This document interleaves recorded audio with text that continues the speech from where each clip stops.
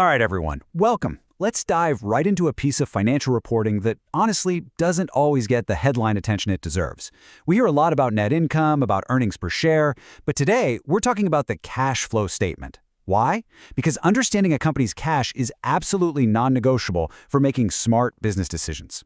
Think of it like this. The cash flow statement is the financial lifeline of an organization. It gives you a clear, unfiltered look at its ability to generate and use the one thing it truly can't survive without: cold, hard cash. Now, to really get why this is so important, let's set up a scenario, one you'll definitely encounter in the real world. Imagine you're an analyst, and you're looking at a company that's been posting incredible profits, quarter after quarter. I mean, the headlines are glowing, everyone's patting them on the back, and on the surface, it looks like a slam-dunk investment, right? But this is exactly where things can get tricky, and it's a perfect example of how focusing only on profit can be, well, dangerously deceiving. So, what if I told you that all those amazing profits aren't actually turning into cash in the bank? Let me just ask you this question flat out, and I want you to really think about it. Is it actually possible for a company that looks incredibly profitable on paper to suddenly run out of money and, in the worst-case scenario, go bankrupt? This isn't just a trick question. It's a real-world puzzle that has stumped countless investors, and it's really the core of what we're talking about today. And the answer, which might feel completely backward, is a resounding yes. It absolutely can happen. It's a phenomenon we sometimes call profitless prosperity. And believe me, it happens more often than you'd think.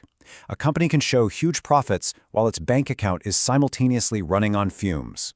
This disconnect, this gap between the earnings they report and the cash they actually hold, is precisely why we have to look beyond the income statement to see what's really going on with the company's financial health.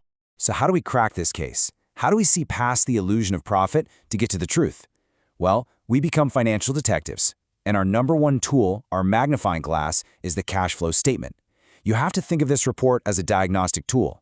It lets us perform a financial autopsy, if you will, to see exactly how the company is functioning and to spot those red flags that the income statement might be hiding. So let's start with the official definition.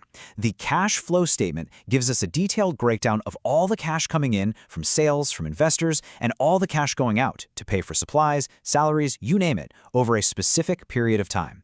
And the key word here, the one I really want you to underline in your notes, is actual cash. We're talking about the real money a company has to pay its bills. This is totally different from the accrual accounting you see on the income statement. Accrual accounting says you can record a sale the moment you make it, even if your customer won't pay you for another 3 months. The cash flow statement doesn't care about promises. It only cares about when the money actually hits the bank.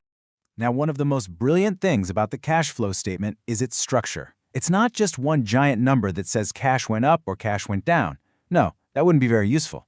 Instead, it neatly organizes every single cash transaction into one of 3 buckets. This structure is what makes it such a powerful analytical tool, because it doesn't just tell us how much cash changed, it tells us why. And here are those 3 buckets. First up, we have operating activities. I want you to think of this as the company's core engine. It's the cash that comes from its main business, selling stuff to customers, minus the cash it pays for its day-to-day operations, like paying suppliers and employees. A healthy company must have positive cash flow from operations. It's non-negotiable. Second, investing activities. This section is all about the future. It tracks cash spent on big, long-term assets, like buildings, machinery, or even buying other companies. Is the company investing heavily to grow, or is it maybe selling off assets just to raise cash? This section tells you their strategy.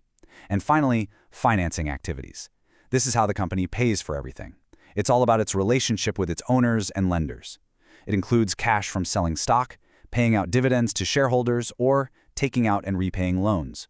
By looking at these 3 sections together, you get a really complete, 3-dimensional picture of how a company is managing its money.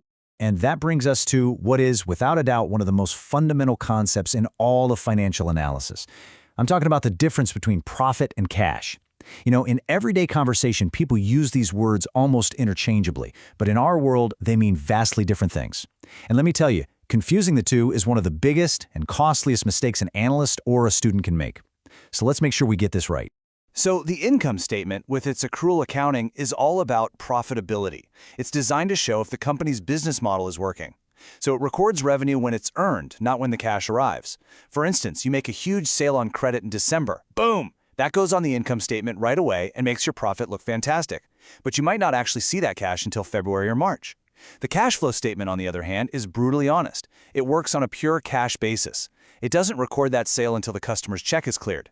So while the income statement shows if a company is profitable, the cash flow statement shows if a company can actually pay its bills this Friday. And this quote from our source material just says it all perfectly. The ability to meet your obligations, to make payroll, to pay the rent, to pay your suppliers, that depends entirely on your cash position, not on your reported profit. You can't pay your employees with a printout of your income statement.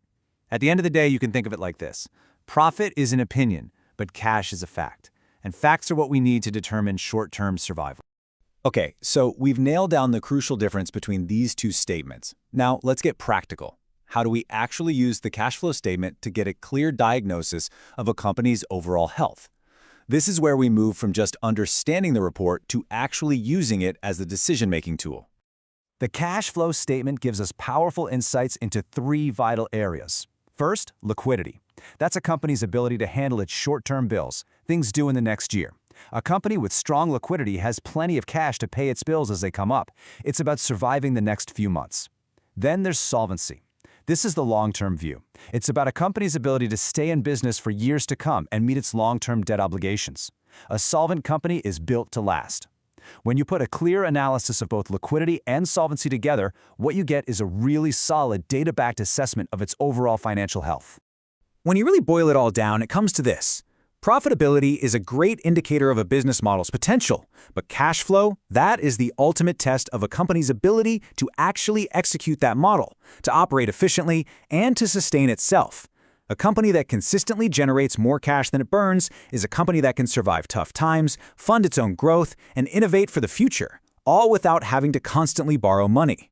So I'll leave you with this final thought exercise. As future business leaders, analysts, and investors, if you had to make a bet on a company's survival, if everything was on the line, which number would you trust more? The reported earnings, which we know are shaped by accounting rules and estimates, or the actual tangible cash sitting in its bank account? The answer to that question tells you everything you need to know about why the cash flow statement is such an indispensable tool.